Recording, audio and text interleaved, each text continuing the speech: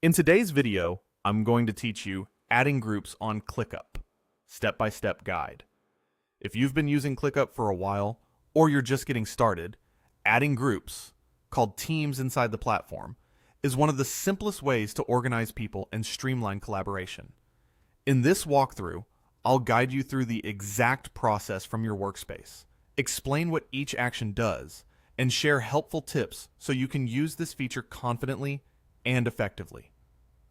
By the end, you'll not only know how to create a group, but you'll also understand how to name it well, add the right members, and keep it up to date as your organization evolves. Let's begin where you'll likely be already, inside your ClickUp workspace.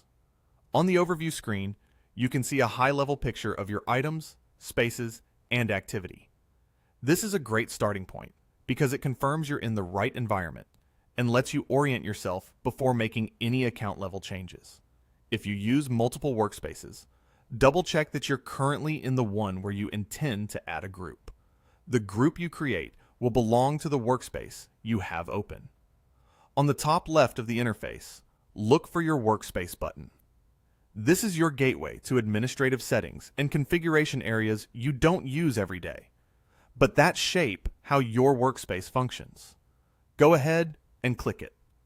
When you do, a menu opens with options for managing your environment. Among those, you'll see a Settings tab. That's where we're headed. Click the Settings tab to enter your workspace settings. Once you're in Settings, you'll find several categories on the left. Locate the section labeled Teams.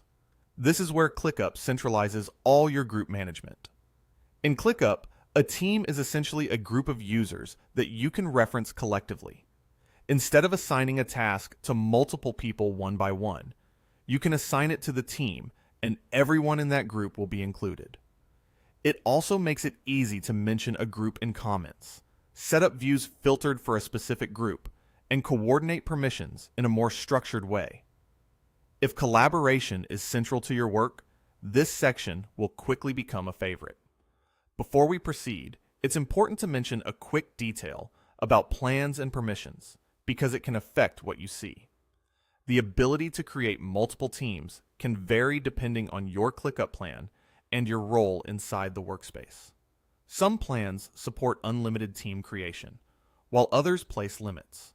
If you don't see the Create a Team button, you might need an admin to grant you access, or your workspace might require a plan upgrade. You don't need to do anything new here. Just be aware that what you see in this area can differ slightly, and that's often tied to your role or subscription level.